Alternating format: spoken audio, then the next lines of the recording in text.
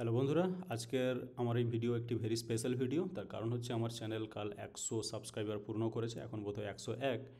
তো ভিডিও শুরু করার আগে আমি সেই প্রত্যেক 101 সাবস্ক্রাইবারকে আমার তরফ থেকে অনেক অনেক ধন্যবাদ পাশে থাকার জন্যে। আর এই ভিডিওটিকে স্পেশাল বানাতে গিয়ে আমি ভাবছিলাম যে ভিডিওতে এক্স্যাক্টলি কিসের উপরে বানানো যায়। ওকে, তো যেটা আমি ভাবলাম এই কিছুদিন আগে অ্যাকচুয়ালি রথ স্পেশাল হিসেবে আমি একটা ভিডিও বানিয়েছিলাম। আমি যদি কন্টেন্টে যাই সেখানে দেখতে পাবো এই যে কাল এই স্টক রকেট হতে পারে, শুভ রথযাত্রা বলে এই ধরনের একটা ভিডিও বানিয়েছিলাম। ঠিক আছে, শুভ রথযাত্রা। তো রথ স্পেশাল হিসেবে এটা আমি দিয়েছিলাম। তো আজকের দিনেও সেই স্পেশাল বানাতে গিয়ে আমি এরকম একটা স্টককে খুঁজে পেতে চাই যেটা কাল রকেট হতে পারে। ওকে, তো সেটাই হচ্ছে main funda of this video. তো যে স্টকটা পিক করেছি সেটা মানে একেবারে মাইক্রো ক্যাপ বলা চলে। এবং আমার এই ভিডিও বানানোর উদ্দেশ্য কখনো এটাই নয় যে আপনারা গিয়ে সেটাকে কিনে নিন, বা আমার ভিডিও বানানোর মানে এটাই নয় যে কালকে স্টকটা কিন্তু রকেট হতে চলেছে।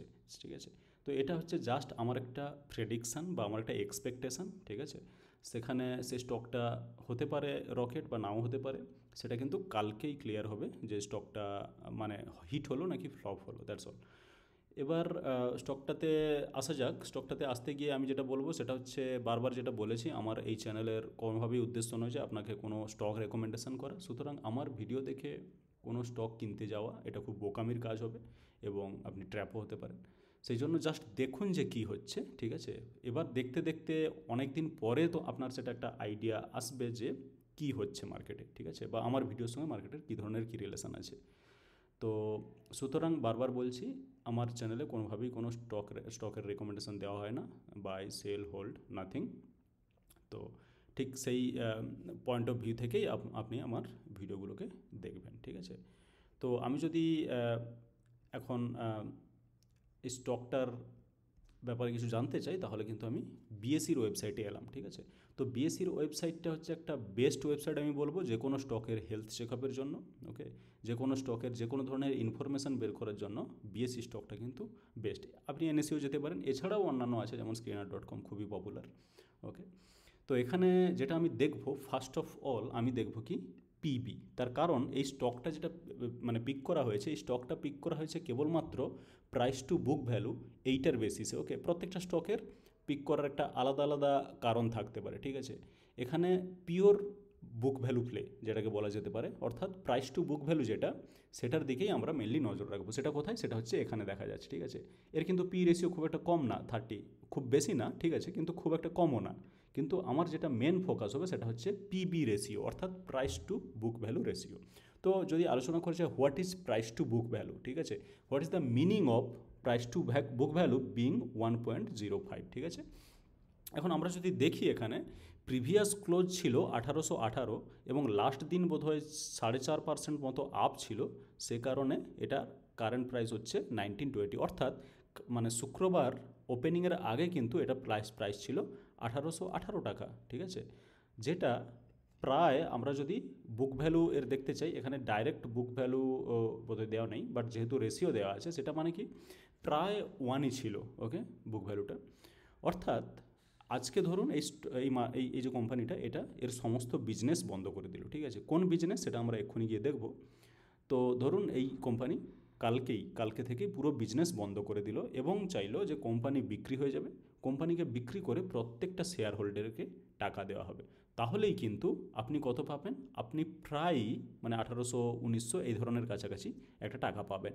অর্থাৎ কী হলো, যে কোম্পানি যদি আজ থেকে কোনো বিজনেস নাও করে তাহলেও কিন্তু আপনার কাছে আপনার যে মূলধন সেটা কিন্তু 1800 থেকে 1900 এরকম একটা মোটামুটি কাছাকাছি থাকলো। তার কারণ হচ্ছে এটা, যেটা book value price to book value, so price by book value যদি আপনি করেন তাহলে কিন্তু সেটা দাঁড়াবে 1.05। ঠিক আছে, এবার যেটাতে আসা যাবে সেটা হচ্ছে এর এর অ্যাকচুয়ালি বিজনেস কী। ঠিক আছে, আমরা যদি দেখি এইটা হচ্ছে কোম্পানি এবং এর বিজনেস হচ্ছে টেক্সটাইল রিলেটেড। ঠিক আছে, এর টেক্সটাইল রিলেটেড, ইঞ্জিনিয়ারিং, টেক্সটাইল, এই ধরনের কোম্পানি, এই ধরনের বিজনেসের সঙ্গে যুক্ত। তো এই বিজনেসে কিন্তু স্টক মানে এই কোম্পানি কিন্তু মানে খুবই দারুণ আর কি। অ্যাবাউট আস যদি আমরা দেখি, what we do something something, এবং এটা পুরনো কোম্পানিও, প্রায় 1981 বা এই ধরনের কোনো সময় এস্টাবলিশড হয়েছিল। ঠিক আছে, তো মেন যেটা ফান্ডা সেটা আমরা দেখে নেব যে প্রাইস টু বুক ভ্যালু এতটাই মানে কম, মানে 1.05, সে কারণে আমরা কিন্তু এটাতে জাস্ট বুক ভ্যালু প্লে নিচ্ছি। আমরা যদি স্ক্রিনারে যাই এবং সেটা স্টকটা সার্চ করি, তাহলে সুপার সেলস, ওকে, সুপার সেলস। তো এখানে আমরা দেখতে পাচ্ছি এগেন এখানে এই যে বুক ভ্যালু এখানে দেখাচ্ছে কিন্তু 1816, ঠিক আছে। সুতরাং আপনি যদি মানে দেখেন যে কোম্পানিটা যদি কোনো কাজ নাও করে, ওকে, যদি কোম্পানি বিক্রি হয় প্রত্যেকটা শেয়ার হোল্ডারকে টাকা ডিস্ট্রিবিউট করা হয়, তাহলেও কিন্তু 1816 টাকা পাওয়া যাবে। সেই দিক থেকে কিন্তু খুব একটা খারাপ নয়। আর স্টকটার যদি আমরা দেখতে চাই, ফর এক্সাম্পল আমি যদি 5 ইয়ার দেখতে চাই, এই স্টকটা এগেন একটু ভোলাটাইল, হ্যাঁ, আপ অ্যান্ড ডাউন, কিন্তু টাকা কিন্তু ঠিকঠাক রিটার্ন দিয়েছে। 280 থেকে এখন প্রায় 2000, রাইট? তো অ্যারাউন্ড 7 টাইমস হয়ে গেছে প্রায় 5 ইয়ার্সে, which is very very good. Okay, এখানে কনস যদি দেখি, has low return on equity, okay, that is fine. তার কারণ এটাতে কিন্তু আমরা বুক ভ্যালুর বেসিসে কিন্তু আমরা স্টকটাকে চুজ করছি। আর earning include this, okay, this is fine, মানে হতেই পারে। Stock is trading, see pros, stock is trading at 1.05 times its book value. Okay, this is the most important point. One book value মানে যতটা তার value ততটাই আপনি দিয়ে শেয়ারটাকে কিনছেন। আর most importantly, company has delivered good profit growth, 31.8% CAGR over the last 5 years, which is very very good. Okay, enormous. Okay, textile বিজনেসে যেটা এবার এর এর এই মুহূর্তে যেটা মার্কেটে যদি আমার পারফরমেন্স দেখি, পারফরমেন্স কিন্তু খুব একটা ভালো না, কিন্তু আপনি বুক ভ্যালুর প্রাইসে স্টকটা পেয়ে যাচ্ছেন, সেটা কিন্তু খারাপ না, ঠিক আছে। তো এটা দেখলাম। আমরা যদি চার্টে দেখতে চাই, জাস্ট চার্টে গিয়ে আমরা স্টকটাকে লাগাতে চাই, কীরকম কী ধরনের সিচুয়েশানে আছে সুপার সেলস। ওকে, জাস্ট এটাই সুপার সেলস আমরা লাগালাম চার্টে, মানে ওয়াচ লিস্টে লাগালাম। এবার আমরা যদি চার্টে যাই, দেখছেন যে 4.46% আপ, যেটা প্রায় 80 পয়েন্ট মতো। তো আমরা 1 ইয়ার দেখছি এটা, 5 ইয়ার্স দেখছি এটা। তো আমার মনে হচ্ছে এটা কালকে হয়তো একটু ওপরে খুলতেও পারে। ওকে, তো মেন ট্রিগার আমরা যেটা বলে নেব এখনই, যে মেন ট্রিগার কি, শুধুমাত্র প্রাইস টু বুক ভ্যালু যদি 1 হয়, তাহলেই যে স্টকটা রকেট হবে তার কোনো গ্যারান্টি নেই। ওকে, আমরা যদি এখানে দেখি, আবার এখানে এলাম যে ইনভেস্টার্স যদি চেক করি, তাহলে কিন্তু এখানে দেখতে পাবো যে এই নামটা অ্যাড হয়েছে। ওকে, এই নামটা অ্যাড হয়েছে এবং আমরা দেখতে পাচ্ছি 1.06% জুন 24। এ কারণে কিন্তু এটা একটা পজিটিভ নিউজ। সুতরাং স্টকে কখন কখন রকেট হতে পারে, স্টকটার কিছু ফান্ডামেন্টালি কিছু একটা পয়েন্ট স্ট্রং থাকতে হবে, একটা দুটো তিনটে যাই হোক, আর কোনো খুবই স্ট্রং নিউজ থাকতে হবে। ওকে, তাহলে কিন্তু স্টক রকেট হওয়ার সম্ভাবনা বেশি। তো এখানে আমরা দেখতে পাচ্ছি নিউজ ইজ ওকে এবং বুক ভ্যালু ইজ জাস্ট যতটা আমরা স্টকের দাম হিসেবে পে করছি, ততটা আমরা রিটার্ন পেয়ে যাচ্ছি, অলরেডি ইট ইজ দেয়ার, ঠিক আছে, যদি বিজনেস নাও করে। এটা একটা খুবই পজিটিভ পয়েন্ট, এবং এই দুটো স্ট্রং পয়েন্ট আমি মনে করি যে স্টকটাকে রকেট বানাতে পারে কাল। ওকে, তো যদি চার্টটা কিছুটা দেখে নিতে চাই, তাহলে চার্টটা এরকম।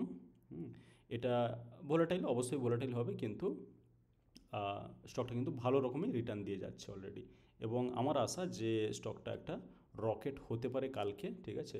আমি কি অর্ডার লাগাবো? হ্যাঁ, আমি অর্ডার লাগাতেই পারি, ঠিক আছে। জাস্ট ফর ইনফরমেশনাল পারপাস আমি জাস্ট এখানে একটা স্টক, এখানে এমও লাগাতে হবে, তো আমি এমও লাগাতে পারি। এখানে দিলাম একটা, আমি অরিজিনালি বেশি অ্যামাউন্ট নিয়েও এমও লাগাতে পারি, সেটা হয়তো পরে করব, কি কারণ আমি এখানে এক্স্যাক্টলি অ্যামাউন্ট লাগাতে চাই না, এটা just for like exhibiting what I want to do. Okay, 1900তে আমি যদি এখানে 2000ও দিই, হুইচ ইজ ওকে, ঠিক আছে। আমি এটা লিমিট অর্ডার লাগালাম এমওতে, একটা স্টক দিলাম জাস্ট, এবং বাই করে ছেড়ে দিলাম, ঠিক আছে। তো কালকে মার্কেট ওপেনের সময় এটা কিন্তু কেনা হয়ে যাবে। আশা করি আপনি এমও অর্ডারের ব্যাপারে খুব ভালো করেই জানেন অলরেডি, না জানলে কমেন্ট করুন, আমি এমও অর্ডারের উপরেও ভিডিও বানাতে পারি। তো আবার বলছি যে এই ভিডিও দেখার মানে এটাই নয় যে আপনাকে গিয়ে স্টকটা কিনতে হবে, আমারও কোনো ধরনের কোনো ইন্টেনশন নেই যে আপনি স্টকটি কিনুন বা কিছু। আপনি জাস্ট ওয়াচ লিস্টে লাগিয়ে রাখুন এবং স্টকটাকে ওয়াচ করুন যে এক্স্যাক্টলি কী হচ্ছে, ঠিক আছে। তো এই ভিডিওতে এই পর্যন্তই।